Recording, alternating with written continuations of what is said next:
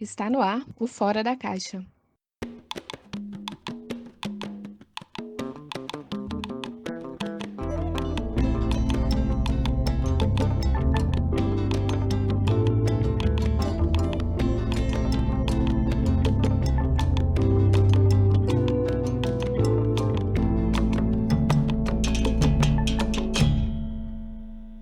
Fala, povo preto, tudo bem? Sejam muito bem-vindos a este episódio de Fora da Caixa. Eu sou a Drica Oliveira, vocês podem me encontrar nas redes sociais como Budigal Driquinha. Hoje a gente vai apresentar para vocês mais um episódio especial do podcast, que é a segunda parte do Juventude Negra Política. Maravilhoso. No dia 7 de março, o pessoal convidou a gente para registrar o evento, né, o encontro do Juventude Negra Política, que foi maravilhoso. Nós nos reunimos lá no Teatro Espanca, que sempre é um palco, assim, um lugar que abriga o pessoal preto da cidade, assim, com os nossos eventos e tudo. Foi incrível, teve um encontro pra gente, algumas rodas de conversa pra gente dialogar e pensar no futuro negro, assim, uma juventude ativa e uma política onde todo mundo pode fazer alguma coisa, pode opinar, assim, foi incrível. Esse projeto é uma construção de alguns ativistas da cidade, quem encabeça ele é o do Pente, né? Todo mundo aqui de BH já conhece o Du, mas para quem não conhece, vocês entram na página da Juventude Negra Política, entra na página do Du para conhecer todo o trabalho dele. O Juventude é um coletivo de vários negros da cidade com o objetivo de formar, potencializar a política para os jovens negros, para as negras de BH e principalmente na periferia. É bem assim, incrível, sou apaixonada com o pessoal, gente, parabéns, juventude. Eu fiquei muito feliz com esse convite, né? O Wesley também, ele já falou no episódio passado.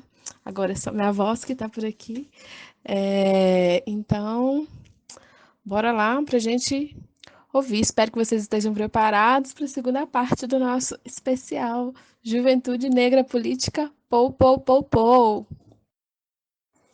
O Fora da Caixa apresenta Juventude Negra Política. Jovens negros pensando no futuro, parte 2.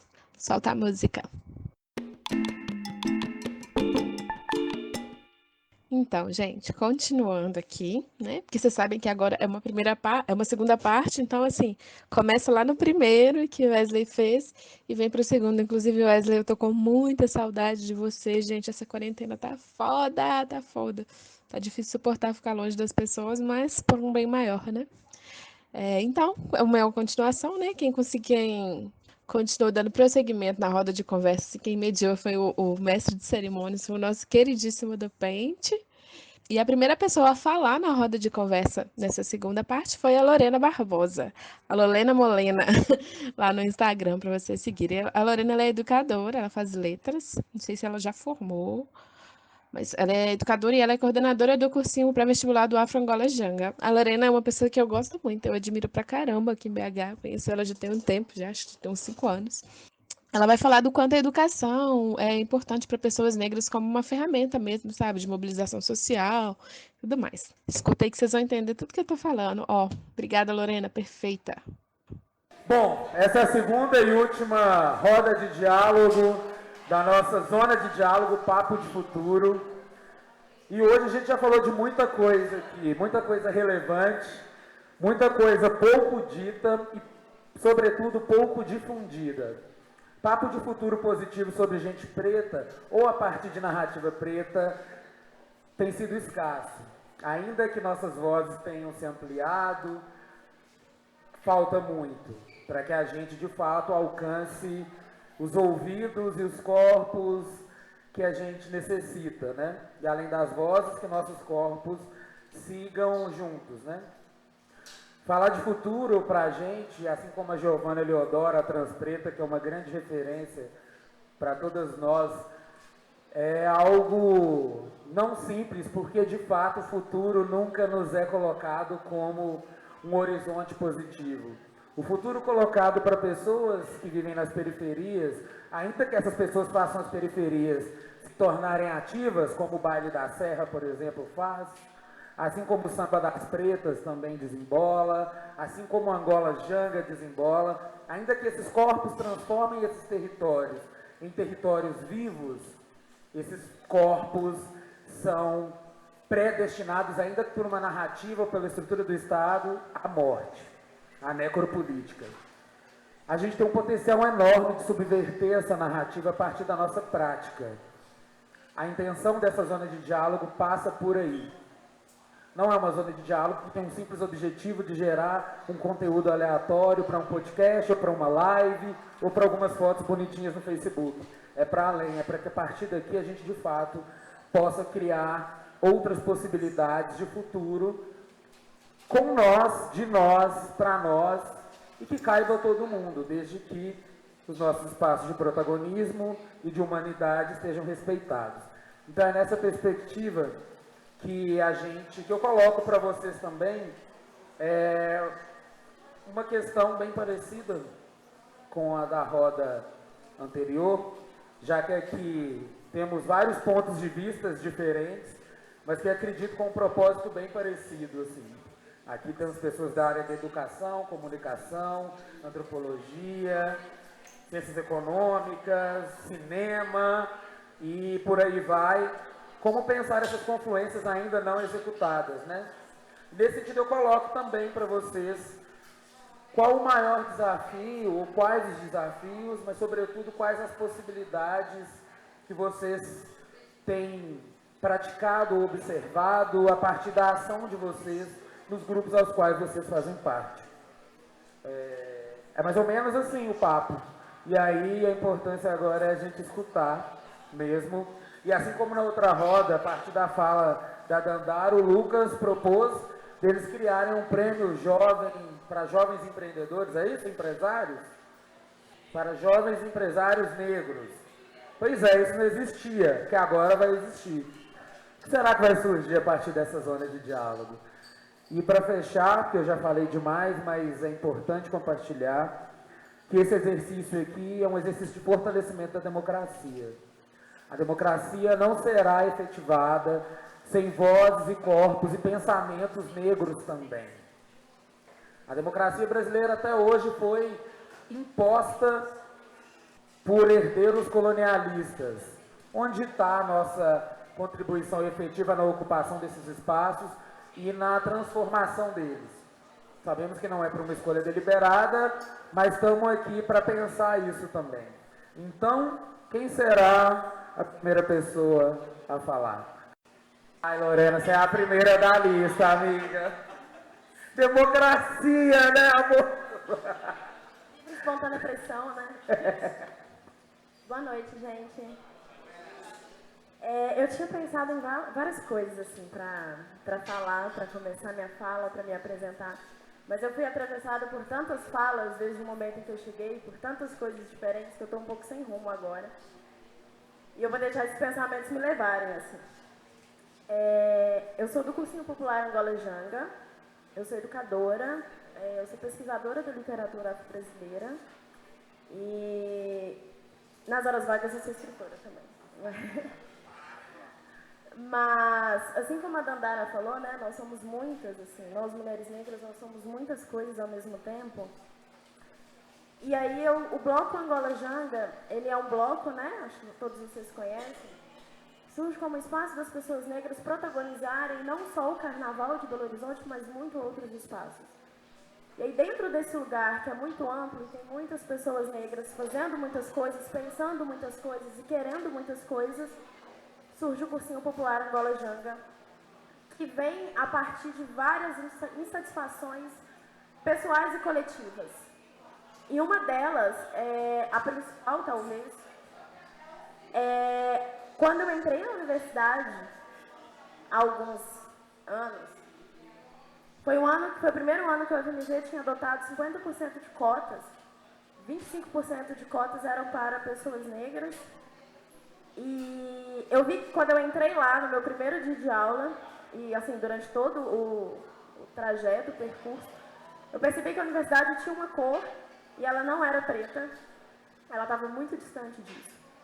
A universidade é um espaço extremamente branco, e como não tinha cor preta, não tinha pessoas pretas, não tinha pensamento preto, tudo que era produzido lá dentro e é produzido ainda, porque é um espaço hegemônico, é branco, é um lugar de poder, são pensamentos brancos, vozes brancas, pesquisas brancas e lugares brancos sendo ocupados por pessoas brancas. E pensar na educação como espaço de poder foi uma coisa muito pesada para mim. Pensar que aquele espaço estava sendo ocupado e legitimado por vozes totalmente brancas. E quando a gente vai para a educação, quando a gente vai para o caminho da licenciatura, a gente começa a perceber algumas coisas que são cruciais assim, para pessoas negras não estarem lá dentro. Então, o campo da educação, que é onde eu atuo, eu sou educadora, ele é muito amplo, ele é muito vasto, tem muitas realidades ali dentro, de várias violências diferentes. De violências sociais, de violências econômicas, de violências do Estado, de violências afetivas, de violências de diversos tipos. E a educação é um espaço muito doloroso para quem é preto, muito doloroso. Passa por racismo, passa por exclusão, passa por processos de desestrutura familiar, passa por um processo de autoestima, que a gente não acredita que a gente tem capacidade de produzir um pensamento intelectual, passa por apagamento de vozes, passa por apagamento de existências, e são várias questões que vão acumulando uma na outra, e o espaço da educação, para mim, sempre foi muito doloroso, e voltar para a sala de aula foi um ato de rebeldia muito grande que eu venho tentando manter todo o tempo como professora dentro da sala de aula. E aí o Cursinho Popular surge com a ideia de ser um espaço de educação para pessoas pretas, por pessoas pretas. Então, a ideia de todos os alunos serem negros e os professores serem negros foi uma decisão política. Foi uma decisão política baseada em várias coisas. De professores racistas, de alunos racistas, de educações, de instituições racistas e de espaços educacionais totalmente racistas. E aí, nós juntamos, né? Eu falo nós porque eu nunca estive sozinha nesse processo, estive apoiada por vários outros colegas negros de profissão, de vários outros professores negros. E aí nós pensamos num espaço que fosse não só um espaço de educação, mas um espaço de produção de conhecimento. Um espaço em que as pessoas negras podiam conhecer sobre a história do povo preto, podiam conhecer sobre os processos emancipatórios do povo preto, da cultura negra, de lugar que eles pudessem falar e compartilhar e serem ouvidos, poderem se apoiar um no outro, não só na gente, quanto educadores, mas neles próprios. Então, era um espaço de acolhimento, um espaço que eles teriam prazer de chegar na sala de aula e não se sentissem silenciados em nenhum momento. E aí, pensando, né, que raça é classe também, então a gente pensou, fez um cursinho popular para a população preta, periférica, e a gente conseguiu no nosso primeiro ano. Nós abrimos 30 vagas, nós tivemos 360 inscritos. E aí nós tivemos que dobrar esse número de vagas, e aí existem outros processos que são muito, muito complicados. Nossa, eu tenho só 3 minutos, não cheguei nem na metade. Então vamos lá, correndo. Outras coisas também, né? Quem que quer disponibilizar um espaço para um tanto de preço estudar em Belo Horizonte? Quem quer disponibilizar material didático para um tanto de preto passar na universidade? Quem quer fazer isso? E nós conseguimos, nós mantemos, nós fomos até o fim. Este ano, no nosso segundo ano, nós tivemos nota 1000 no Enem, em redação. E não para por aí não, a gente teve aprovado em medicina. Nós tivemos mulher preta aprovada em direito.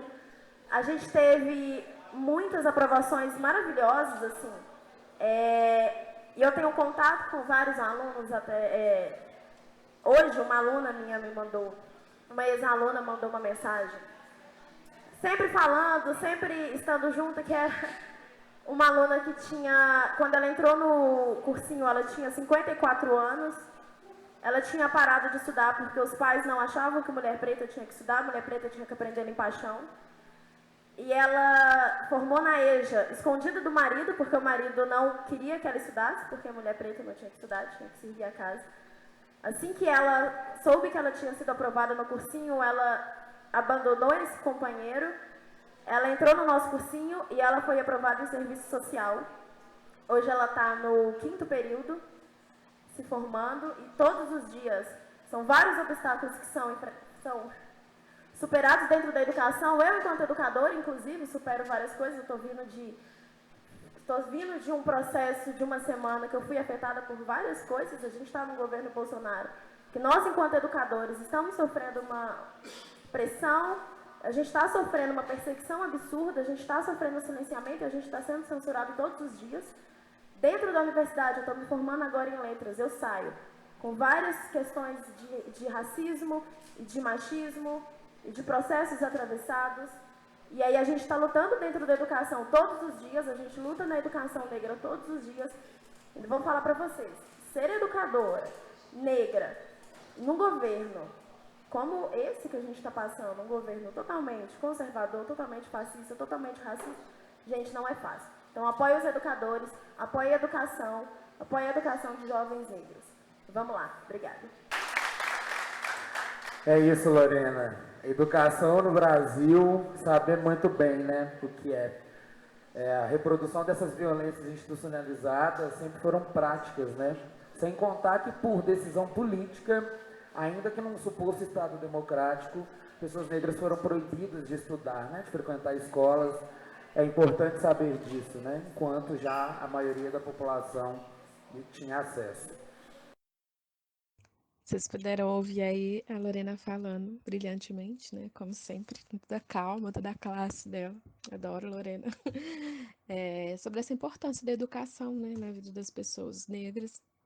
E a importância de uma educação negra, de a gente estar num meio, né, num ambiente negro, de como é que isso é importante e como que isso é difícil.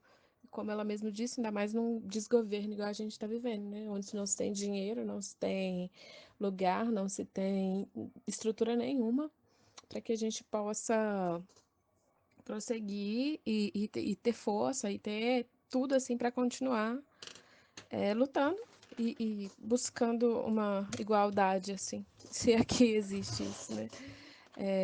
Para os nossos, sabe? Porque a nossa educação ela é toda branca, né? A gente sempre é tudo europeu, tudo pelos olhos deles. Então, assim, o quanto é importante a gente ter essa tomada agora, porque eu também estudo lá na Federal, e assim, não só na Federal, faculdade particular, faculdade pública, todas assim, elas são espaços brancos, são espaços extremamente brancos, mesmo hoje em dia com, sei lá, 5 anos de cota racial, 5, 6 anos, são espaços majoritariamente brancos e majoritariamente ricos também, né? É só a galera rica, classe média, que tem. Então, esse acesso nosso é importante demais. Então, é isso que a Lorena falou, gente. Apoia, viu um cursinho popular, apoia, viu? A galera apoia, sabe? A gente tem que estar do nosso lado e segurarmos as nossas mãos mesmos, porque ninguém vai segurar, não, filho. A gente que é preto tá sozinho nisso. E a segunda pessoa a falar foi o Carlos Divino. O Carlos falou para a juventude sobre envolvimento na política a partir das nuances culturais. Ele ressalta muito a importância da participação e integração política na comunidade negra, para que uma real mudança possa acontecer. Eu vou deixar vocês ouvirem a voz dele mesmo, vocês verem tudo que o Carlos tem para falar, tá bom? E agora é com você, Carlos Divino. Qual o papo de futuro que você trouxe para nós aí hoje? Isso aí. E aí, galera, então, na verdade é até difícil um pouco falar, assim, depois de tanta gente foda, assim, apresentando várias coisas. E, na verdade, o que eu tenho para apresentar para vocês é algo, assim, até mesmo um pouco breve, a respeito de algumas experiências que eu tenho tido dentro do próprio movimento negro, né? Porque, bom, eu não sou filho de pais militantes, nunca tive contato muito próximo com essa questão mesmo do movimento negro. Sempre cresci ali dentro do Barreirão mesmo, na Vila Pinho. Mas assim, e como eu estava sempre ali envolvido com gente negra, eu nunca tinha percebido até chegar alguém para mim, quando eu entrei dentro do ambiente universitário e falar, você é negro. E eu peguei e tive um baque assim, muito grande para entender o que o meu corpo significava de verdade. E foi a partir desse momento que eu comecei a pensar de que forma que eu poderia fazer com que os meus também estivessem representados e tomar algum tipo de protagonismo. E aí chegou um momento que eu fui conhecendo pessoas e num dia assim, aleatório, estava nas redes sociais assim, navegando, já comecei a buscar gente que eu pudesse me espelhar, comecei a seguir o do Pente e vi a publicação dele falando sobre as eleições, né, a conferência lá para a eleição da formação do Conselho Municipal da Juventude. E eu peguei e falei assim, vou participar desse trem, vamos ver o que isso vai dar. E eu cheguei lá, vendo aquele pessoal assim, jovem, e aí fui observando que, na verdade, tem outras pessoas que são muito parecidas comigo. Então eu não estava sozinho como eu pensava anteriormente. E aí acabou, pelo momento ali mesmo, eu decidi pensar mesmo como que a juventude ela pode se inserir dentro do ambiente político. Uma vez que a gente não está representado em questão mesmo no legislativo, é muito difícil a gente conseguir colocar uma pessoa nossa lá dentro. Então é importante a gente pensar como que a gente vai agir até mesmo nos bastidores ali, né? E aí foi então que eu conheci o Conselho Municipal da Juventude, e aí a ideia mesmo, glória a Deus. E aí a ideia mesmo é articular, pensar como que a sociedade civil, nós enquanto pessoas mesmo atuantes dentro do ambiente político, conseguimos estabelecer propostas dentro do governo. E aí pensar, por exemplo, primeiramente o que se identifica como jovem, porque quando a gente pega as pautas mesmo dentro das questões legislativas, aquilo que a gente tem por escrito, a gente vê que tem muita política para a questão infantil, depois a gente consegue observar que tem desenvolvimento para as pessoas idosas, mas aí chega um vácuo que fica ali pensando o que é o jovem, aquelas pessoas ali numa faixa etária, tal, que saem do momento ali de infância, mas que depois não são nada. E aí pensando nessa proposta, é que a gente tenta estabelecer ideias mesmo de concretizar como que a juventude ela vai ser perpetuada e ser vista dentro de Belo Horizonte e aí com relação à própria prefeitura, né? E aí nisso a gente tenta sempre estabelecer essa conversa mesmo entre o governo, então tem representantes do governo, mas também da sociedade civil representada pelos jovens, e a dificuldade mesmo é passar por isso, porque ultimamente, não sei se vocês têm acompanhado, mas o governo federal tem tentado acabar totalmente com os conselhos dentro do ambiente político, porque os conselhos são a forma com que as pessoas têm, é um canal utilizado para que a sociedade civil consiga se manifestar, porque a gente não tem outras formas de mostrar aquilo que a gente está pensando, senão eleger as pessoas, e mesmo assim isso passa por diversos problemas também, em questão de critérios de elegibilidade que a gente tem aí, e que isso vai só afunilando a nossa participação política. E nisso que a gente tenta estabelecer essas relações, de formar planos municipais, então redação mesmo política do Plano Municipal da Juventude, plano contra a letalidade, e entender de que forma que a gente está sendo violentado. Tem a forma das abordagens políticas que a gente observa, os manifestos que a gente faz, porque a gente está observando que a juventude ela tem sido esquecida. Então, a perspectiva futura mesmo, dentro do Conselho da Juventude, ali que a gente atuando, é pensar em estabelecer e concretizar que a juventude ela existe. A gente está aqui, a gente está existindo, e como que a gente pode fazer com que a nossa voz ela seja ouvida. Então, essa era basicamente uma das ideias que a gente tem, né, de trazer, e esse ano também eu tenho iniciado, por exemplo, agora, participando também de um grupo de um cursinho popular também lá dentro do Barreiro, e pensar também como que a gente consegue atuar dentro das nossas próprias regiões, porque muitas vezes, por exemplo, eu venho das relações internacionais, com o João Saraiva ali, que também inspira bastante, né, João? E aí pensa muito como que eu vou agir globalmente, como que eu vou atingir várias pessoas, sendo que na verdade a gente tem que muito pensar também como que a gente vai impactar as pessoas que estão à nossa volta, sabe? Aquelas pessoas que estão ali com a gente e que às vezes a gente esquece pensando no macro, sendo que na verdade tudo começa pelo primeiro passo, né?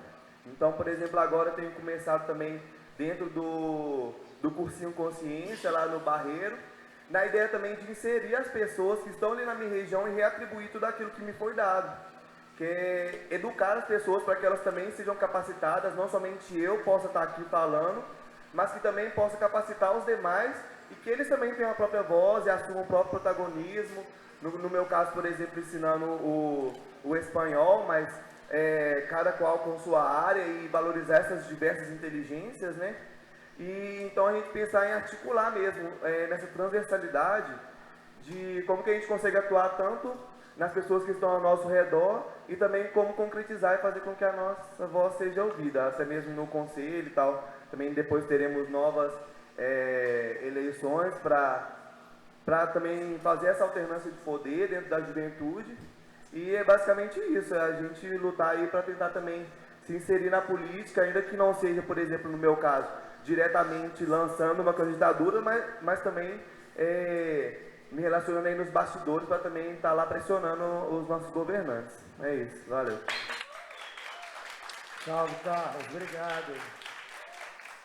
Participação política também, né? Uma grande dificuldade no Brasil. Você que está no conselho agora, eu já passei por alguns conselhos. A grande dificuldade é fazer primeiro que o conselho funcione, né? Para depois que ele funcionar, a gente tentar fazer as incidências políticas. Mas saber que esses dispositivos também são desprogramados para que, de fato, haja um boicote à nossa participação social. E sobre quando você fala desse agir globalmente, retornar aos territórios, eu também sou do Barreirão e também me coloco a cidade como um agente, pensar essa conexão de quais os desafios, não só da juventude, mas democráticos, no Barreiro, na Serra, em Bogotá, na cidade do México, não são diferentes, porque a mesma dinâmica de juvenicídio que atinge o jovem negro brasileiro é a que atinge o jovem indígena mexicano, colombiano, uruguaio e por aí vai. É importante fazermos essas conexões para buscar soluções conjuntas e refletir sobre esse processo de não democracia que a gente tem vivido, né? Ainda que não declarada, se bem que nem vocês possam dizer que não foi declarada que ela está morrendo, né? Mas que bom que a gente está aqui. Ai, gente, que incrível o Carlos falando, né? Dá vontade de ficar ouvindo ele falando um tempão, assim. Eu não conheço o Carlos, assim, nunca conversei com ele. Eu vi no dia da juventude, do encontro da juventude mesmo, né? E assim, eu vindo aqui agora, eu tô vendo como é que, assim, fala suave, tranquilo e forte, né? Essa questão dele mesmo, que ele disse sobre a gente pensar no local mesmo, pensar no lugar que você tá, assim. É uma coisa que tem batido muito na minha cabeça agora, durante a quarentena, sabe? Porque no início eu tava doida, assim, falei, não, a gente tem que fazer alguma coisa, tem que fazer alguma coisa. E a gente pensa que tem que fazer alguma coisa grande, às vezes, você, sei lá, você conscientizar sua própria família, seu próprio bairro, sua própria favela, sua própria vila, sabe? Seu próprio quarteirão. Já é muito importante, assim. E isso vale para muita coisa, sabe?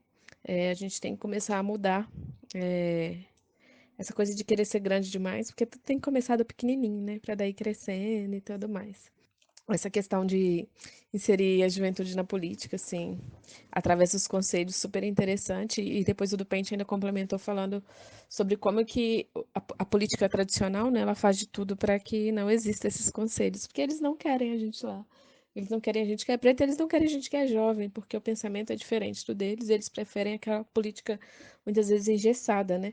Então eles boicotam mesmo para que a gente não chegue lá, porque se a gente chegar, a gente vai mudar, porque a gente não consegue, a gente não fica quieto enquanto não mudar um lugar, sabe? Então, assim, muito obrigada, Carlos, pelas suas palavras, muito obrigada, Du. Du, eu vou agradecer no final, porque ele vai falar toda hora, né?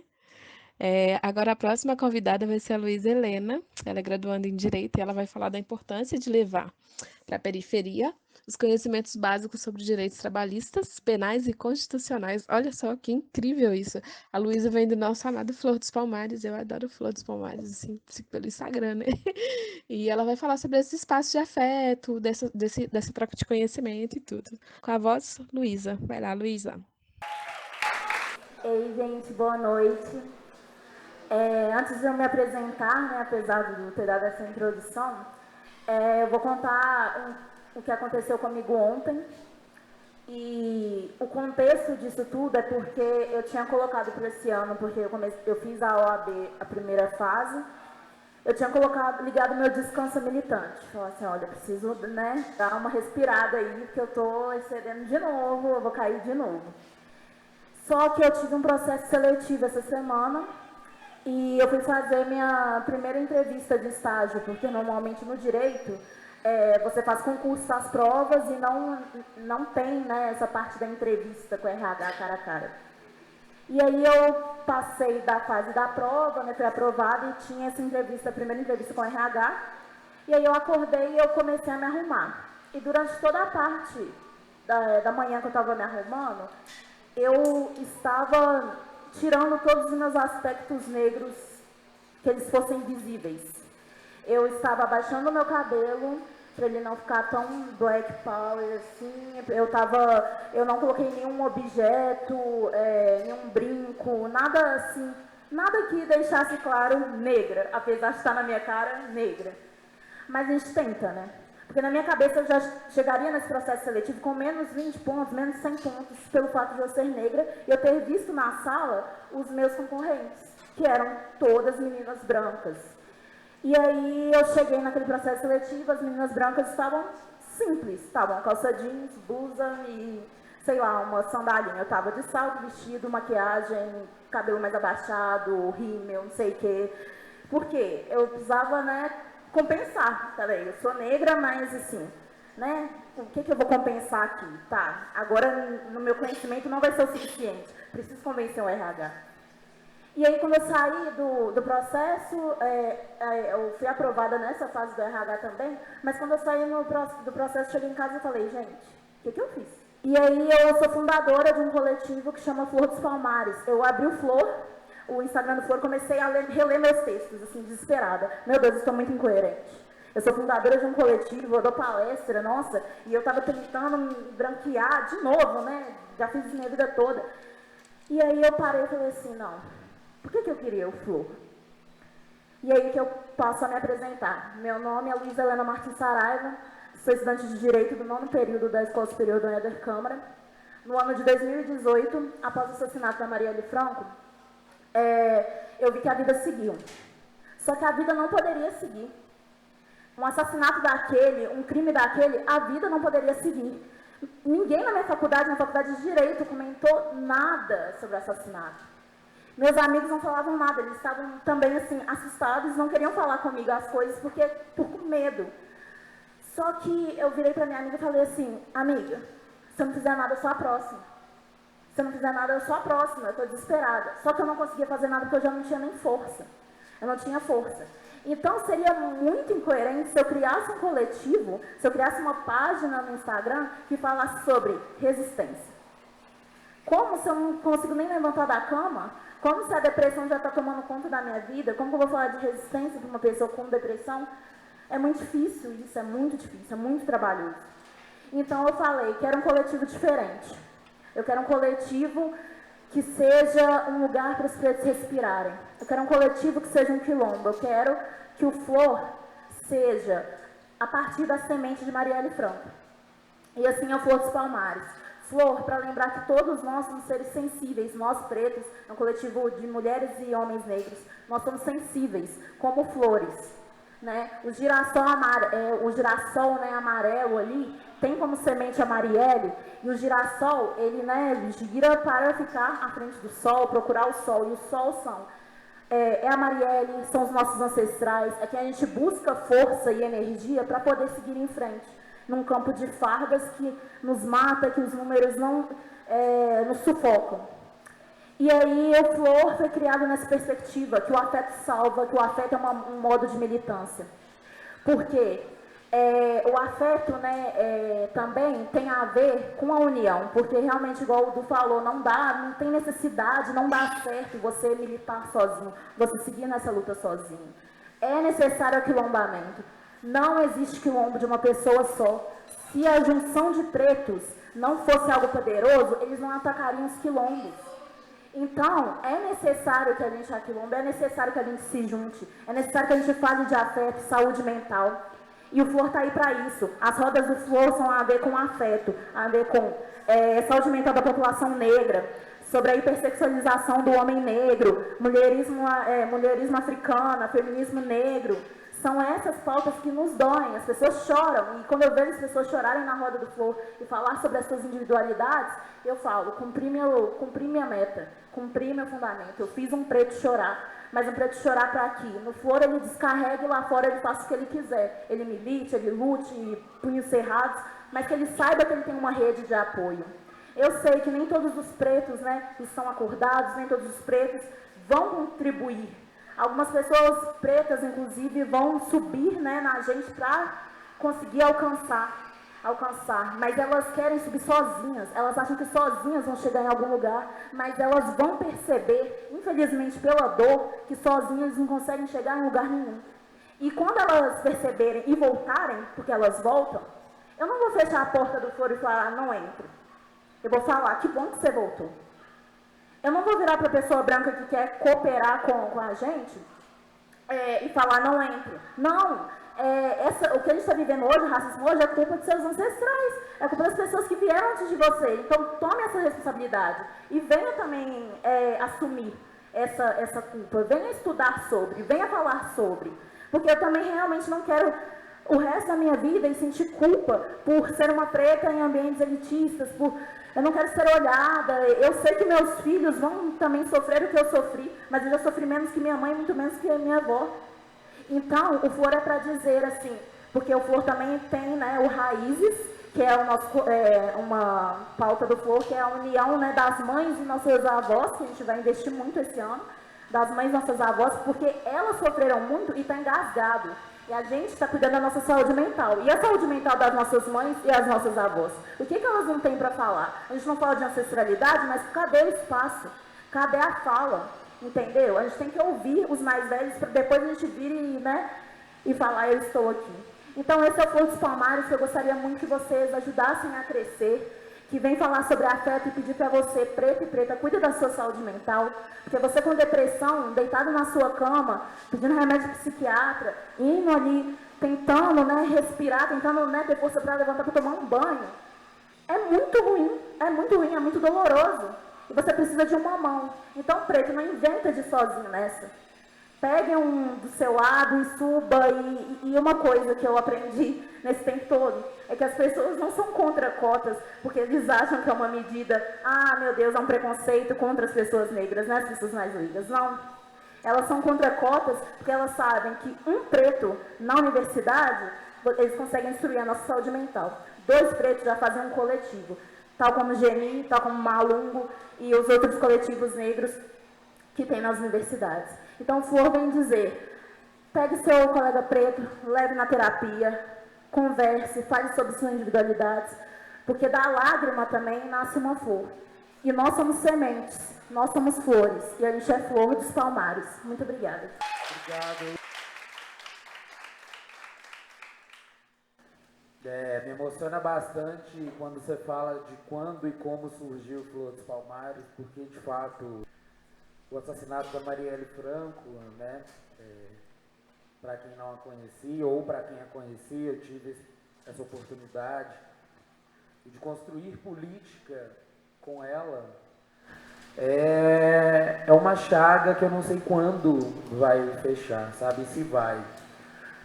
Mas saber que, a partir daí, vários propósitos de várias pessoas de que se enxergaram naquela mulher, naquela história, de saber que eles não mataram só a Marielle, né? Entender que aquilo é uma afronta à democracia real, que a gente nunca experimentou, é importante a gente frisar.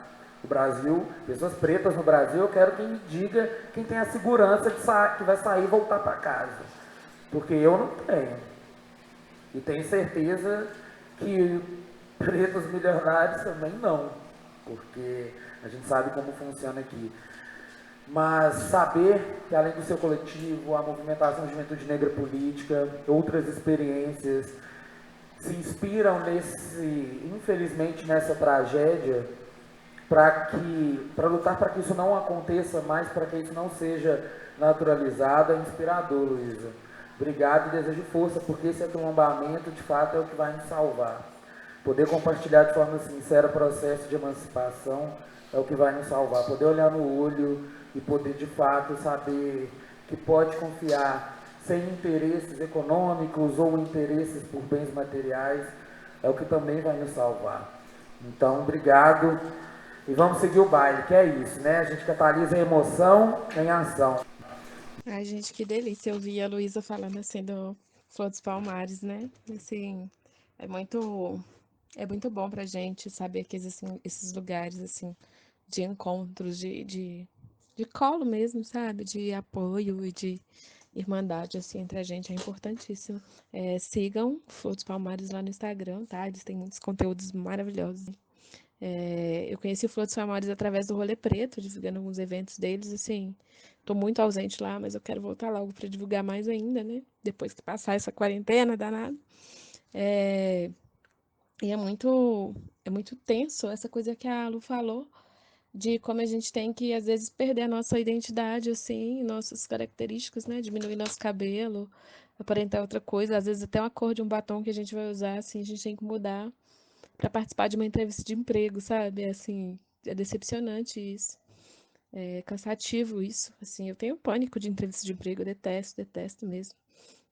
É, E como é que a gente às vezes nem para pensar nisso, né? Tão automático, tão sintomático.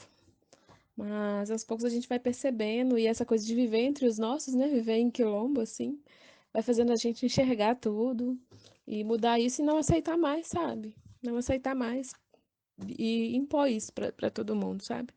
É muito importante olhar para trás, como ela falou, sobre ancestralidade, muito importante ouvir, muito importante viver assim, em coletivo mesmo. E viva a Marielle, né? Viva a Marielle Franco sempre. O Du falou sobre essa ferida, assim, que ele acha que nunca vai fechar. Eu também acho que nunca vai fechar, mas tá aí. A gente acaba ficando mais forte, assim, um pouco com isso. Obrigada, Lu. Obrigada mesmo. Agora a gente vai ouvir o Marcos favorito. Ele já participou aqui do podcast, né? Ele é cineasta maravilhoso. Marcos, um abraço. Gosto muito de você. Um doce de pessoa. Ele falou com a gente aqui sobre o negro no cinema, e aqui na roda de conversa ele vai falar sobre masculinidades negras, que é um tema assim incrível, importantíssimo. A percepção do mundo que inclua, né, essa discussão de masculinidade a partir de uma organização racial, porque a gente sabe que existe. Vai lá, Marcos, solta sua voz aí. E nesse sentido, o Marcos vai compartilhar um pouco aí os desafios e as possibilidades de transformação a partir das masculinidades negras, né, Marcos? Sim. Então, faz barulho pro Marcos aí, galera. Quanto tempo eu tenho? 8 minutos, ok, tá, eu monto em cima. Então, Masculinidades Negras, o Masculinidades Negras, ele foi criado pelo Paulo, ele não está aqui, tem várias pessoas aqui que participam, o Du, o Mauro, por exemplo, participam também com a gente, participam. Ele foi criado... Quem é Masculinidades Negras, levanta a mão aí. Homens negros. E quem não é, a gente, estão convidados, tá? Daqui 2 semanas, quarta-feira, tá? Oi? CJ. E é bem legal, vai. E começou uma ascensão de discussão de masculinidade aqui em Belo Horizonte, e o Paulo criou, ele estava presente em alguns desses grupos, e aí ele viu a necessidade de criar, e aí criou no início, o Edu participou do início, um recorte racial, porque os grupos de masculinidades, eles tinham um recorte racial, sim, e era branco. Só que ninguém admitia, né? Então, houve a necessidade de criar um recorte racial negro para a gente poder discutir a nossa questão, porque o homem negro, ele não é bem visto como ser humano ainda, né? Então, como é que vai discutir masculinidade se nem como ser humano nós somos vistos pela sociedade? E quando eu entrei no meio do ano passado, eu tive um choque cultural muito grande, porque eu imaginava que ia ser uma coisa incrivelmente machista, assim, porque é o estereótipo do homem negro existe no Brasil. E eu não podia estar mais errado, e eu não podia ter uma melhor percepção de mundo depois disso, porque, na verdade, não, um choque cultural, é isso. Nós somos incrivelmente pacíficos, né? Nós, negros, no geral, assim, não só homens, somos incrivelmente pacíficos, incrivelmente organizados, incrivelmente sofisticados na nossa organização. A gente está aqui há 400, 500 anos sobrevivendo a chicote, e assim, a gente está sobrevivendo porque nós somos foda pra caralho. Então, eu tive essa experiência no Masculinidades Negras, onde eu via diversos homens incrivelmente sensíveis, incrivelmente calmos, incrivelmente sensatos na hora de discutir e perceber melhor da masculinidade, assim, tudo. Obviamente, a gente tem muita coisa para desconstruir, né? Nós temos sérios problemas com o machismo, mas eu acho que é trabalhar de uma forma muito sensata, assim, de uma forma muito delicada. E também de uma forma muito humana. Nós criamos meio que uma irmandade, assim, e a partir disso a gente vira um coletivo, né, igual você está falando, a gente cria um coletivo que dá suporte um para o outro, assim. Recentemente, por exemplo, eu tive minha primeira experiência de Black Money, né? Estou tentando abrir uma empresa e eu já posso conversar com outros caras negros a respeito. Eu tenho uma gráfica de um cara preto, eu preciso de uma pelaria de um cara preto, e masculinidades negras me provém isso. A gente também pode se unir, por exemplo, em casos de... ou como houve o atentado com autoestimas, a gente também teve a mobilização, o apoio que a gente tentou fazer. Então nós temos esse grupo que é muito humano, assim. Eu acho que humanizar o homem preto é muito necessário, assim. A gente é muito desumanizado. É muito triste. Nós somos muito alvo de violência. Nós temos altos índices de morte, assim. E a gente tem que aprender a nos ver como seres humanos. E eu acho que isso está proporcionando. Está nos dando uma ideia de como nos organizar socialmente. E estamos planejando o futuro em cima disso, assim. Nós temos um grupo Masculinidades Negras ainda, de certa forma, é um pouquinho acadêmico. A gente está tentando desconstruir isso, os membros são muito acadêmicos ainda. Mas eu acho que isso é importante porque a gente joga... todos os pretos... Acho que os pretos não devem ser acadêmicos no sentido estrutural, mas acho que todo preto tem que saber... né? Ele tem que estudar, tem que saber das coisas. Então a gente pega uma ideia acadêmica e a gente consegue construir uma forma de estruturar a sociedade de uma maneira realmente preta. A gente vai estudar uma sociologia preta, a gente vai estudar uma filosofia preta, e a gente consegue se unir para esse tipo de coisa. A gente tem projetos, por exemplo, de expandir o Masculinidades Negras para sair do aquário onde a gente fica, para outros lugares, para a gente ter de fato contato com outras pessoas, porque nossa posição de certa forma, um pouco de conforto terapêutica, que é dentro de um lugar fechado, mas a gente entende que nossa postura diante de outros ambientes é muito diferente, assim, porque a gente é atravessado por racismo, uma série de situações. Então a gente tem esse projeto de expandir. Também temos um projeto do final do ano de fazer uma feira de masculinidades negras, onde os homens vão falar sobre as coisas que eles são bons, assim. A gente tem muito talento dentro do grupo, assim. Temos pessoas incrivelmente inteligentes, capazes de tecer diálogos, assim, e a gente tem que fomentar isso. Eu acho que o grupo é importante para fomentar isso, porque a gente não tem apoio governamental, a gente não tem apoio da sociedade, então a gente tem que ter apoio nosso mesmo. E eu acho que a melhor militância que a gente pode fazer, assim, não é aquela militância de ficar policiando o outro, você pode entrar. É aquela militância de educação e de suporte. É essa questão, criar uma escada um para o outro, assim. E eu acho que a masculinidade negras faz isso com o homem, assim. Pelo menos no recorte masculino e negro, a gente ainda vai trabalhar muitas outras coisas, assim, mas eu acho que já é uma evolução. Marcos. O grupo de masculinidades negras realmente é uma experiência revolucionária, viu, gente? Não houve na sociedade brasileira, no desenho dessa estrutura, lugar para os homens pretos.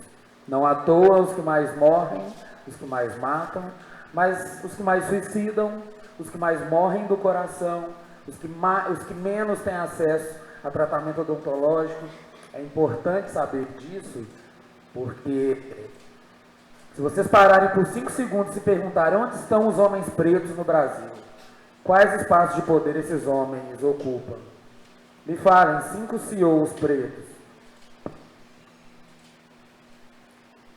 Então, aquela conversa de que os homens pretos têm vários privilégios na estrutura econômica e de gênero e de tudo, é importante a gente, de fato, rediscutir isso. Mas aí nós, homens pretos, precisamos nos responsabilizar e ocupar esses espaços e gerar conhecimento e desconstruir certas falácias. Porque o poder estrutural do homem preto eu estou doido para experimentar. Eu estou doido mesmo. Mas, brincadeiras à parte, é sério, assim, né? A gente luta para ocupar espaço de poder, para redistribuir poder com os iguais. É diferente de quem tem projeto individual de poder. Mas rever esse lugar e no grupo de masculinidades negras foi um alento, porque lá a gente consegue se reconhecer no outro. Porque até então o único lugar que eu havia conhecido que havia homens negros em massa eram nas prisões. Porque também, se vocês conhecerem algum outro ambiente que tem mais de 20 homens negros juntos, que não seja no cárcere, por gentileza me dê o endereço e que eu farei campanhas publicitárias para que outros homens entrem nesses grupos, mas até hoje eu não conheci. Agora tem o nosso, tem alguns em São Paulo, Rio de Janeiro, Santa Catarina, e que ampliem essas experiências, que a gente está falando de afeto, humanidade, como a Luísa bem disse, salva, né, irmã? Ai, gente, eu sempre falo com o Wesley que eu queria ser um mosquitinho, assim, pra entrar no grupo de masculinidades e ficar ouvindo, porque deve ser incrível. Eu imagino que deve ser perfeito. Porque, assim, pra nós mulheres, nós temos muitas opções, sabe? Nós temos muito coletivo, assim, desse feminismo muito entre aspas aí, né? Porque não inclui a gente, mas nós temos, assim, onde falar às vezes, sabe? E muitos homens não, eles não podem mostrar que eles são sensíveis, eles não podem mostrar que eles são humanos, eles não podem mostrar que eles são gente, que eles choram, que eles sentem, sabe? Então eu acho o grupo de masculinidade, qualquer grupo, né, de masculinidade muito importante para os homens, mas principalmente para os principalmente para os homens negros, sabe? Porque eles precisam ser vistos como gente. A gente está vendo um exemplo aí gigante, né? Que todo mundo de quarentena, então todo mundo acompanha o Big Brother. Como é que o pessoal demoniza e faz o babu de monstro, assim, sabe? O cara que é delicado, que chora, carinhoso, atencioso, inteligente pra caramba. Mas a gente sabe como é que a sociedade vê o homem preto, né? É o homem que ela atravessa a rua, assim. Então é muito importante esses encontros. Eu quero que ele se expanda cada vez mais, que chegue nas escolas, que chegue assim nas crianças, sabe? Até nas crianças mesmo, para que os homens pretos eles possam se ver como gente e mostrar para o mundo o quanto que eles são foda, sabe? Porque vocês são incríveis. E fica essa reflexão aí do Pente no final, né? Que eu achei importantíssima. Que é onde estão os homens pretos no Brasil, sabe? Onde estão? Onde que você vai ver eles? Então, assim, tá na nossa mão mudar um pouco esse cenário, né? Então, agora, no próximo áudio, vocês vão ouvir a Dani Mendes, que ela acabou de fazer mestrado em administração na UFMG. Ela é gestora do Todo Black Power de recursos humanos e ela é participante do Observatório das Quebradas. E ela é linda, maravilhosa. E ela vai falar sobre cultura negra periférica que a juventude utiliza para a juventude utilizar como emancipação política e emancipação econômica. Vai lá, Dani. E falando em salvar, a nossa próxima convidada, que é uma honra tê-la também, que garantiu seu título de mestra na Faculdade de Ciências Econômicas da UFMG e que é também integrante do Baile da Serra nas Quebradas, do Observatório das Quebradas. Vai compartilhar com a gente um pouco também dos desafios e das possibilidades de transformação a partir da experiência, né? Dani Mendes. Fala para nós aí, irmã. Diferente de algumas pessoas que falaram que pensaram o que falar hoje, eu não pensei nada, não. Eu estou evitando pensar desde quarta-feira, porque, sei lá, foi uma coisa muito emocionante, ainda não consegui dimensionar tudo o que aconteceu. Algumas pessoas, quando eu cheguei, me falaram que viram muito a minha cara esses dias nas redes sociais. Eu fico muito feliz, porque esse é sinônimo que a gente está ocupando outros espaços. Dandara teve um pouco de dificuldade de se apresentar. Eu já estou num movimento diferente, sabe? Desde quando eu comecei a trabalhar com a interseccionalidade, entender que a gente tem diversos atravessamentos e esses atravessamentos vão nos constituir como sujeitos. E a sujeita que vos fala, atualmente ela é mestre em administração pela Universidade Federal de Minas Gerais. Eu sou gestora de recursos humanos do grupo empresarial Todo Black Power. Eu também sou gestora cultural e aí eu faço parte do Observatório das Quebradas, faço parte do coletivo organizador do Vale da Serra, trabalho com dois coletivos muito importantes, além do Lá da Favelinha, que é o Grupo Identidade, os dois meninos estavam aqui, e eu gosto de dinheiro. Aprendi a gostar de dinheiro.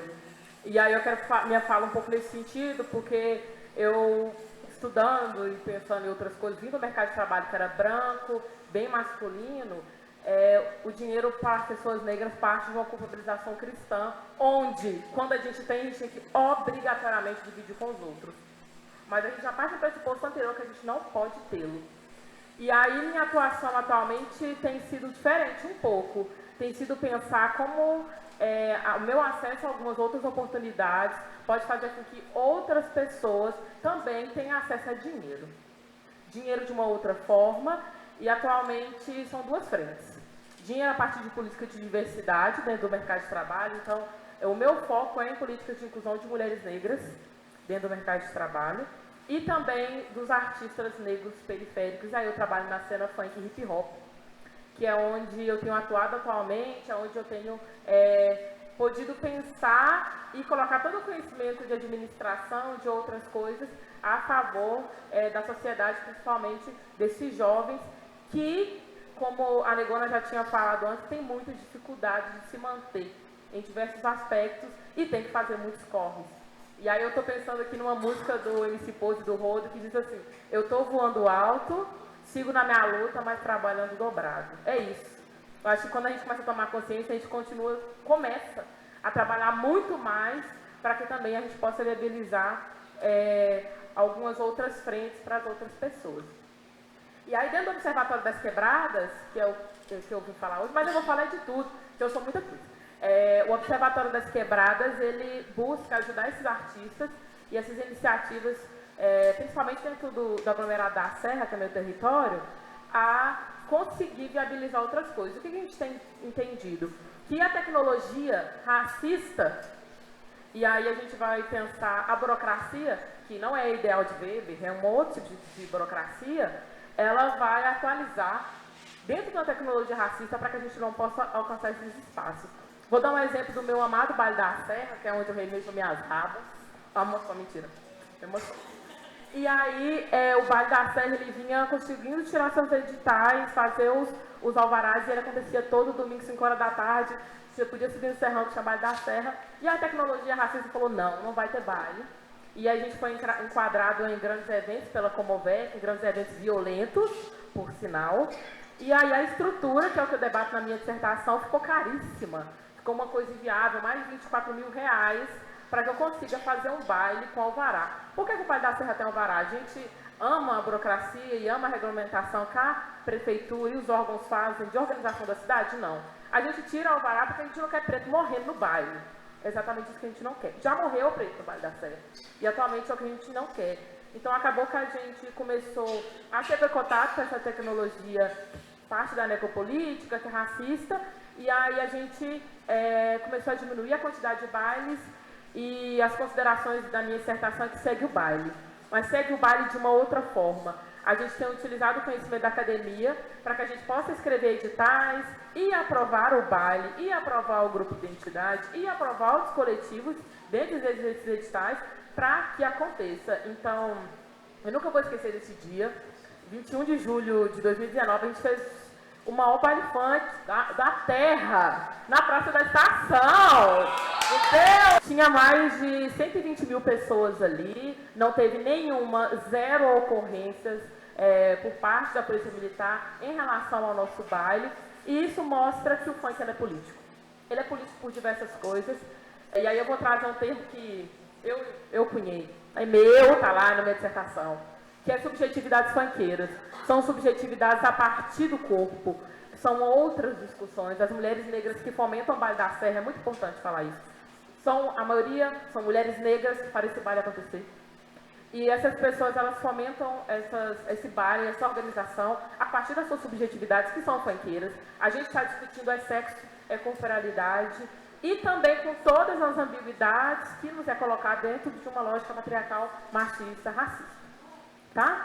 Então, eu sou funkeira com muito orgulho, eu me construí e hoje em dia eu consigo falar para as pessoas que eu não me desvencilho dessa pessoa, porque isso aqui a gente não tira, né? Como a Luísa falou, e eu como gestora de RH, assim, meu coração se partiu, mas eu tenho tentado mudar isso. Eu queria falar para ela, mas para todos vocês, que onde vocês estiverem, pisarem, e que eu estiver à frente, racismo, transfobia, outras discriminações não vão sofrer, e isso faz parte das políticas de diversidade que eu construo junto com todo o Black Power e que a gente leva para outros espaços públicos e privados também.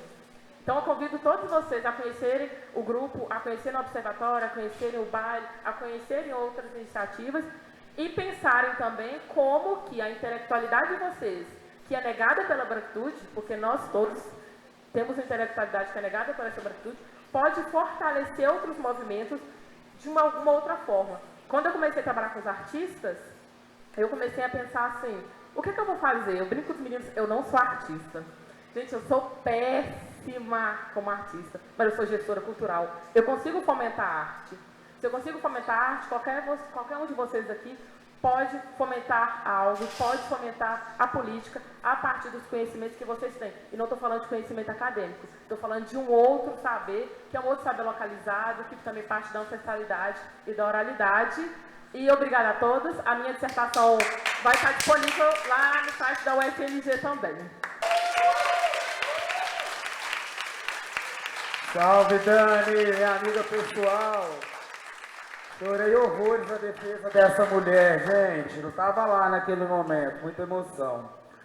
E quando você fala que a tecnologia da burocracia se atualiza, de fato, assim, essa é a estratégia, né? A hiper burocratização de processos e a exclusão planejada da nossa presença onde se constrói essas políticas.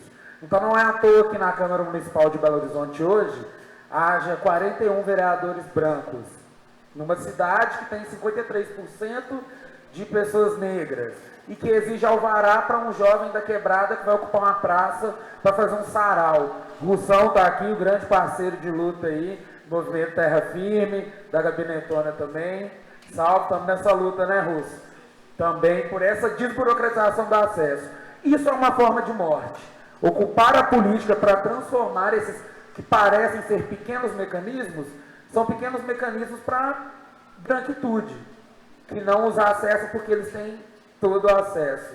Para quem está na quebrada, na Serra, no Barreiro, em Venda Nova, e quer ocupar uma praça exercendo o seu direito ao lazer e à cultura, um dispositivo burocrático é utilizado como empecilho. Você tem alvará?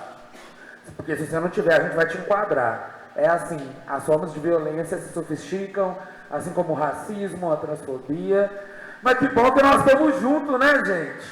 Que é isso, a perspectiva de futuro possível, outra que nos caiba, só vai partir de ações concretas como que a gente está fazendo aqui agora. Não é fácil estar num sábado à noite, a tarde inteira, trocando ideia, mas aqui a gente está elaborando vida.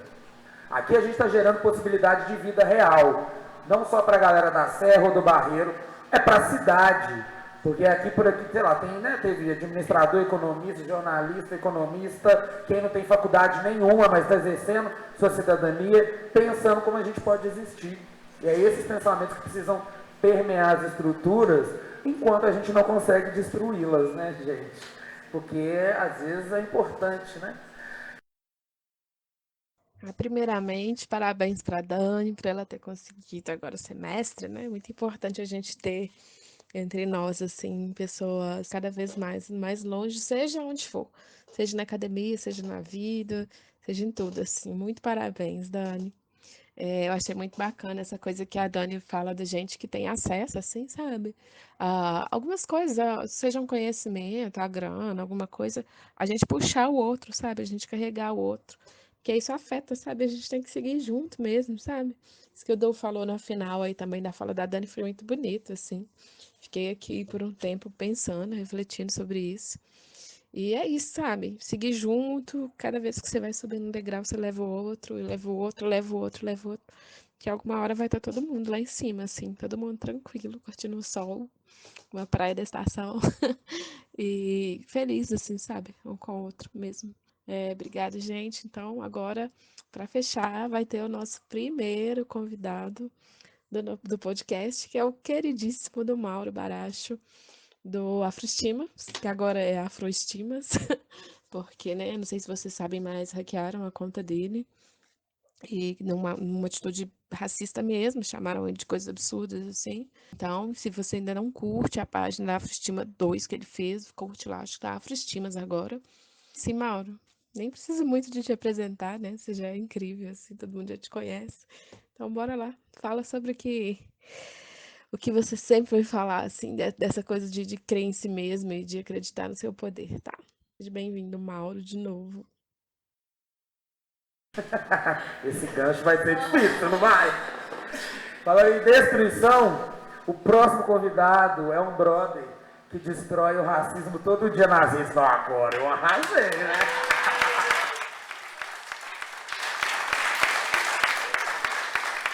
Todo dia ele destrói um racista na internet e na vida real. Reeducando, dando papo de futuro possível, mas é papo de futuro que atravessa. Ele vai falar sobre isso, que é o Mauro Baracho. Blogueirinho, meu amigo pessoal. Do blogueirinho, ainda não me acostumei com essa alcunha de blogueirinho não, porque acho que blogueirinho, sabe, enfim. Mas, assim, eu também pensei algumas coisas para poder falar, assim, num discurso, né? Na verdade, eu queria chegar aqui e ser, tipo assim, fazer um discurso muito foda, né? Que a galera ia ouvir, né? Ia se inspirar e tal. Mas aí eu penso, assim, que eu nunca fui preparado também para uma situação dessa. Eu nunca fui preparado para ser um orador, nunca fui preparado para inspirar pessoas e tal. E esse sentimento de, sabe, de estar sempre no meio do caminho, foi o que me fez deixar de fazer muita coisa, assim, sabe? E por isso que assim, o tema que eu escolhi falar sobre autoestima, né, sobre essas coisas que atravessam, né, as experiências, nossas experiências como pessoas pretas, porque isso foi um definidor na minha vida, assim. Eu sempre deixei de fazer muita coisa porque eu achava que não era bom o suficiente para fazer. Então, assim, eu gostaria de começar falando um pouco da minha história, assim, né, da minha família e tal. Eu venho de uma família que a gente morava, por exemplo, a gente morava numa casa com um quarto só e todo mundo dormia no mesmo quarto. Aí um tempo eu dormi durante anos no sofá, né, porque só tinha um quarto em casa e tal. E quando eu contava isso para as pessoas, para os amigos e tal, onde eu ia, eu pensava assim, pô, mas você dorme no sofá? Como se fosse uma opção, né? Tipo, você dorme no sofá porque, pô, compra uma cama você e tal. Enfim, mas assim, eu vim de um núcleo. Porque para mim, eu penso que é uma coisa bem mais profunda à medida que nunca existiu um projeto de futuro para o povo preto no Brasil, né? O nosso projeto, o que tiveram um projeto pra gente, assim, era de extermínio, né? De encarceramento e tal, de branqueamento, né? De escravidão, enfim. Então eu vim de uma família assim que, por exemplo, meu pai ter uma laje em casa era um sonho, né? Então, para minha mãe entrar numa faculdade era um outro sonho também. Quer dizer, só branco e rico fazia isso e tal. E eu sempre tive essa vontade de entrar na faculdade, né? De cursar a universidade e tudo. Porque eu carregava aquela coisa que o Racionais fala no Nego Drama, né? Aquele trauma de não ser mais um preto fudido. Então sempre trouxe isso comigo, assim, e tal. E com muito custo, assim, né? Depois de muito tempo eu consegui entrar na universidade, né? Eu entrei na primeira vez na universidade em 2008, na PUC, né? Fiz psicologia e tal. Não sei como, assim, entrei, eu sempre assim, sempre temerário, né? Entrava não, com vestibular, acho que não vai dar e tal, eu entrei, enfim. Mas eu sempre tive essa vontade de me formar. Porque a primeira vez que eu entrei na universidade foi em 2008 e foi me formar, assim, terminar a universidade em 2018. Então, e essas coisas eu lembro que durante essa trajetória, assim, essas coisas sempre me atravessaram, assim, essa ideia de que eu não seria capaz de terminar. Eu não conseguia me imaginar pegando um diploma, né? Tipo assim, me formando, colando grau, eu não conseguia imaginar esse tipo de coisa, assim, e tal. E enfrentei desemprego, sabe? Então, tipo, eu também não conseguia me ver, tipo, sei lá, ocupando um grande cargo, enfim. Mas aí o que acontece? Eu lembro que aí, quando a primeira vez que eu comecei a me ver como pessoa preta, assim, foi quando eu fui no Tambor Mineiro, né? Um evento muito famoso aqui de BH e tal. E a partir daí eu comecei, assim, a falar mais sobre essas coisas, a ler mais e tal. Então, tipo, mas demorou um tempo até eu começar a entrar nas redes sociais, assim, porque eu comecei escrevendo, né, numa página do Facebook e tal, mas eu não, de novo, né, não achava que, tipo, eu escrevia bem. Pô, vou escrever e tal. Mas eu comecei, entrei. Porque para essa mesma ideia que a Luísa citou, sabe, de, pô, gente, se a gente tá vendo, tipo, o racismo acontecer e matar e tal, amanhã vai ser eu, sabe? Se a gente tomar essa consciência de que amanhã posso ser eu, sabe, não anda, né, e tal. Então foi por isso que eu fui me atrever de entrar na rede social. Aí eu comecei a escrever e tal, mas nem mostrava rosto, nem nada. Porque era uma questão e tudo. Mas eu entrei. E a época, assim, e quando eu criei, por exemplo, aí eu estava na graduação ainda, né, e tal. E quando eu criei, assim, foram duas coisas que eu fiz nesses últimos anos, assim, que eu acredito a uma frase que eu citei, que está no Fly, né, que é a questão de acreditar. que foi o perfil da autoestima, né? E foi a aprovação no mestrado também, foi coisas que eu consegui, assim, no momento que eu não tinha nada, assim, aliás, tinha os amigos, né? Tinha meus pais e tal, e eu sou cotista hoje no mestrado, mas uma coisa que eu queria, que eu acho muito massa falar, é que bem antes do suporte das cotas, né, eu tive meus pais pretos, né, me dando um bom suporte, né, tive meus amigos e tal. Então, tipo assim, isso pra mim foi essencial, sabe? Meu pai não pagou minha faculdade, mas eu tinha teto, eu tinha comida e tal. Minha mãe não passava. Então, quando assim, eu criei o perfil da Afroestima, surgiu muito nesse momento em que eu estava desempregado, né, fazendo faculdade, procurando estágio, não achando e tal. Mas foi por uma perspectiva de pensar assim, pô, a gente já tem tanta coisa ruim sobre racismo, né? Eu queria falar de uma coisa, sei lá, né, de uma coisa boa, né? Falar sobre autoestima é uma pegada mais sei lá, que inspirasse. Aí foi a partir daí que eu criei e tal. Aí eu criei, né, e tal, demorei um pouco para poder fazer vídeo, que essa questão da aparência me atravessava muito e tal. Mas aí eu comecei a levar a sério que as coisas que eu tinha que dar o primeiro passo, né? A coragem é a ausência de medo, né? Então, tipo, até hoje eu faço as coisas com medo, mas não deixo o medo me dominar e tal. Então, nesse momento, esse pior momento mesmo, entre aspas, assim, porque eu estava desempregado e tal, estava terminando uma faculdade, não sabia o que ia ser e tal. Aí eu consegui criar esse perfil, né? Consegui, sei lá, reunir várias pessoas, né? Consegui falar para muita gente e tal. E essa troca de falar com as pessoas falavam para você, não, uma coisa que você falou no vídeo, né? Me tocou, uma coisa que você escreveu me tocou e tal, isso tá me dando mais força. Eu tinha 207 mil, né? Eu tinha conseguido. É blogueiro ou não é, gente? Eu não resisti. Enfim, assim, e junto com a criação do perfil também veio sempre essa questão acadêmica, que estava junto comigo, que foi a questão do mestrado, assim, né? Que colocaram um grande amigo, um cara preto, o Thiago, chegou para ele e falou, pô, você já está nesse movimento, por que você não pesquisa, sabe? Pesquisa uma coisa voltada à raça e tal. Eu falei, pô, mestrado, não é pra mim não, sabe? Tipo, eu custei fazer uma graduação, pra mim tá ótimo, né? Sabe? Enfim. Aí, não, eu te ajudo e tal, vão lá. Eu falei, eu nem sabia como é que funcionava o processo seletivo para entrar no mestrado e tal. Ainda mais na Universidade Federal, né, na UFMG e tudo. Porque pra mim, eu só passava lá de passagem para ir pro Mineirão, esse tipo de coisa. E ele botou fé, né? O cara falou, não, velho, eu tô lá e tal, né? É difícil, mas a gente chega lá e vê que o bicho não é tão feio assim.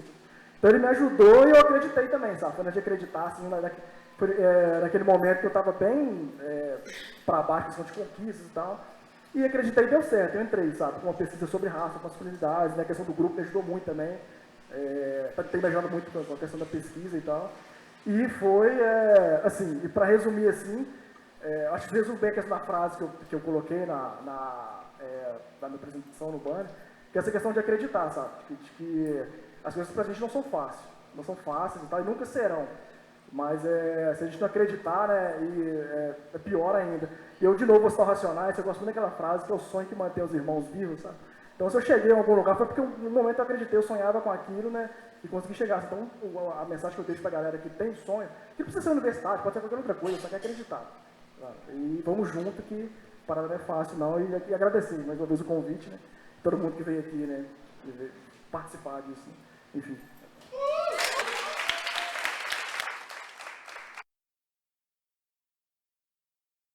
Obrigado, Mauro. Saber que um perfil na internet que tem uma consciência racial e uma responsabilidade social alcança dos 207 mil pessoas é muito relevante.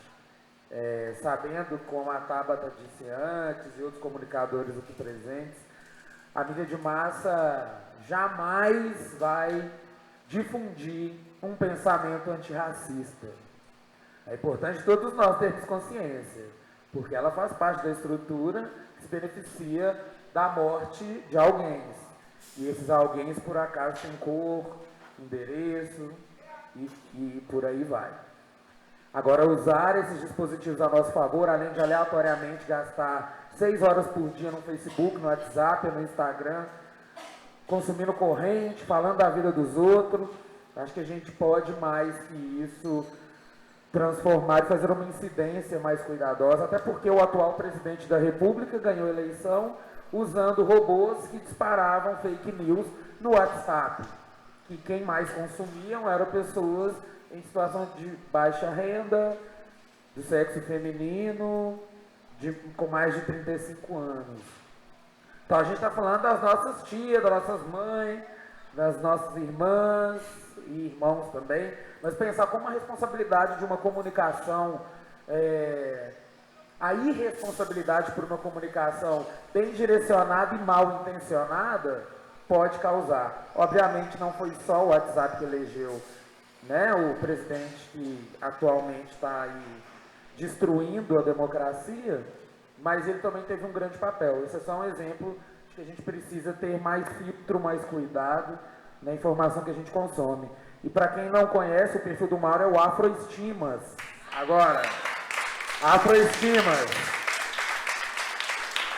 Bom, é isso, esse é o Papo de Futuro, foi a segunda rodada. Agradeço a presença de todos que vieram aqui e toparam compartilhar um pouco dessas experiências que, não sei se já falaram para vocês, mas são experiências inovadoras. Vocês constroem, tanto vocês dessa roda e da anterior, experiências que possibilitam reimaginar a existência desses corpos no futuro, desses corpos numa sociedade onde caibam todos e todas. A gente está falando um pouco de afrofuturismo aqui também. Ninguém usou essa palavra, mas o conceito passa por aí. A gente conseguir se ver bem e melhor no futuro, numa sociedade, até porque se a gente pegar os filmes de ficção científica que sempre desenharam o futuro, não tem gente preta. Ou seja, será que nesse futuro desenhado de ficção científica, tem um cineasta aqui do meu lado, o genocídio da população negra vingou, porque em Star Wars só tem gente preta e nos Jetsons só tem gente preta, exemplos, né, de referências de um passado não tão distante, mas de quando pelo menos eu era criança era isso. E pensar quais futuros a gente quer reproduzir, porque se na ficção científica é assim, se nos produtos audiovisuais ainda é assim, se na literatura é assim, se na cultura dita erudita é assim, aonde que a gente vai projetar? Sair do planeta Terra vai ser difícil. Compreender que a política é um meio possível de mudança e transformação dessa estrutura, onde a gente possa se incluir e existir no futuro que é agora, né? Que a gente possa existir na Faculdade de Ciências Econômicas da UFMG ou não, que a gente possa existir no Congresso Nacional, que a gente possa existir na Academia Brasileira de Letras, que a gente possa simplesmente existir na nossa quebrada suave, dando um rolê na praça, ocupando, curtindo um funk, um rap, mas que a gente tenha o direito de existir. E se abdicar da política não vai garantir nada disso.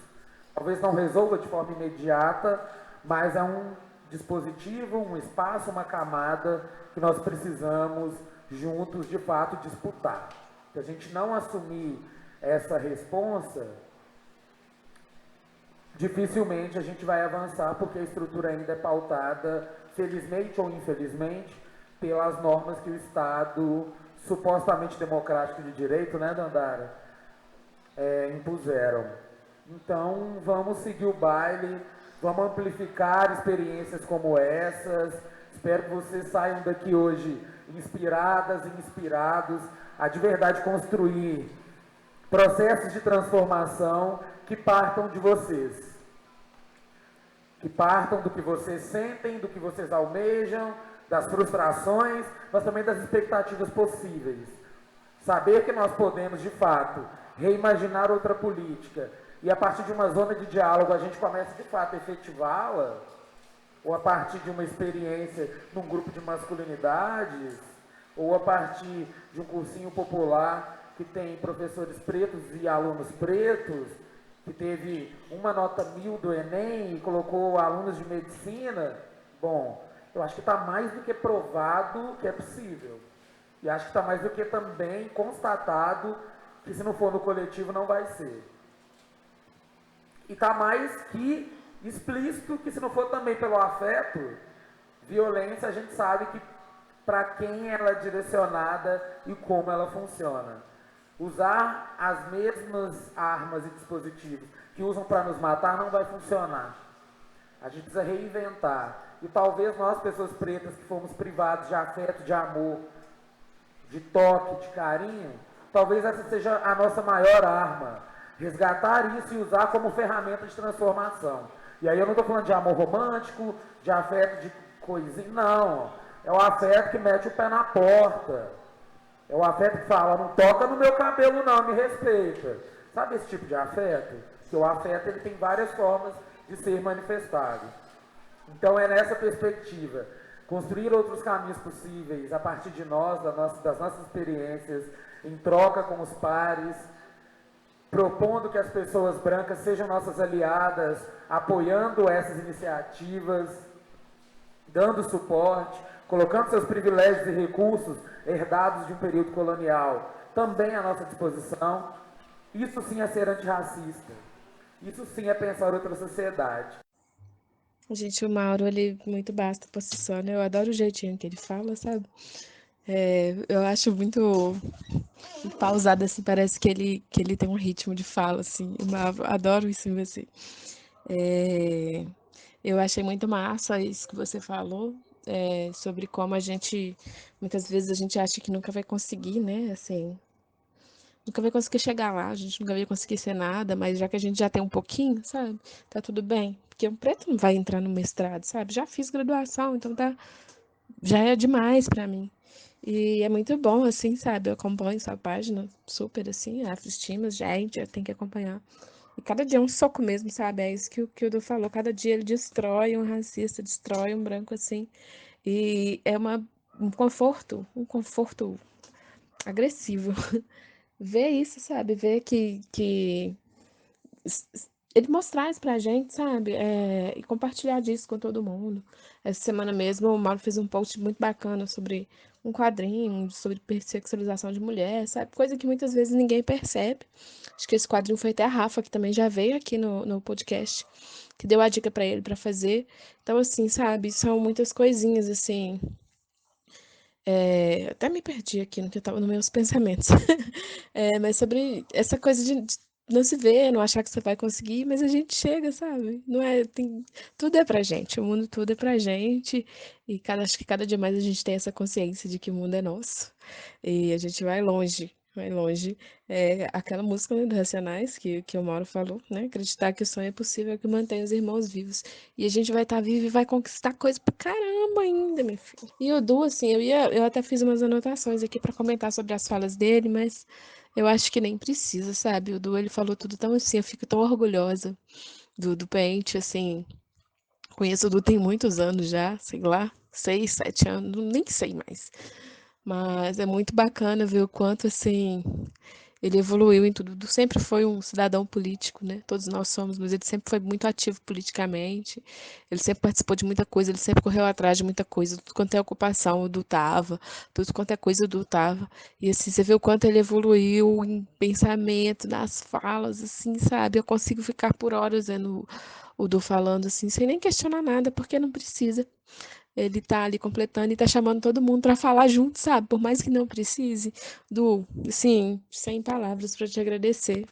O quanto que você faz, assim, por todos nós, sabe? Todos nós mesmos, todos nós, Juventude Negra Belo Horizontina, sabe?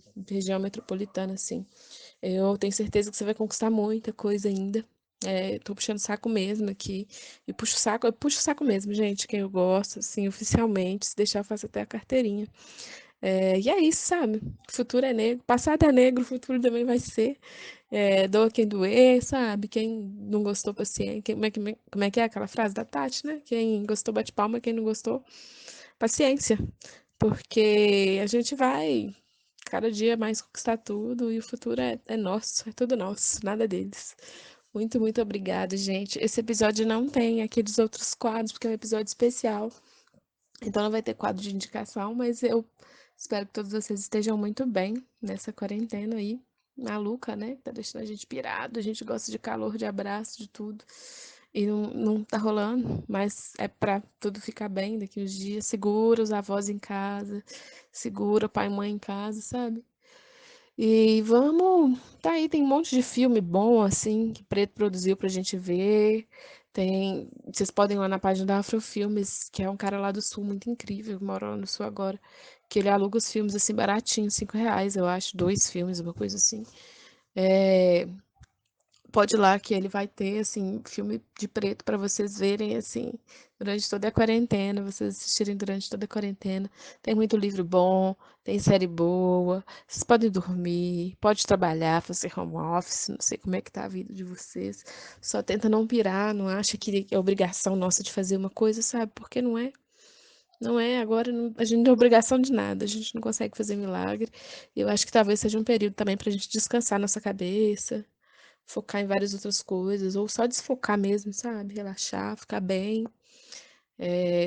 Isso aí, cuidar da saúde, cuidar de tudo, tomar sol, porque a vitamina D é importante, manter nossa cor maravilhosa, brilhando.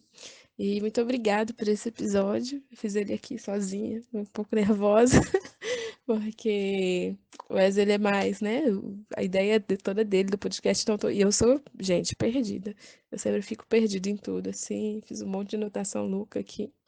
Mas eu acho que eu dei conta, eu falo um pouco menos certinho do que o El.